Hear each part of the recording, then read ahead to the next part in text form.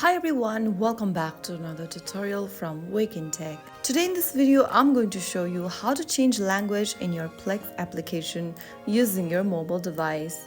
Whether you are using Android or iOS, this process will help you out, so let's get started. First of all, launch open the Plex application on your smartphone, and then once you are logged into the account, go to the top right corner of the screen and tap on your name initial or your profile icon.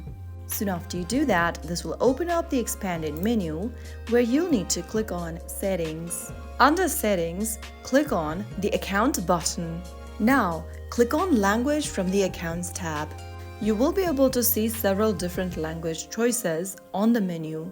Go ahead and choose a different language of your preference that you want to change to for your Plex display. Scroll through your preferred language list and tap on it, and then once you get back, you will be able to see you have successfully changed the display language setting. Repeat this step whenever you need to change your language and you'll be good to go. So that is how you can easily change your language setting on Plex application.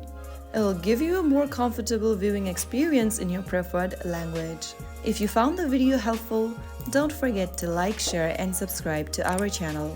I will be back again in the next episode. Thanks for watching.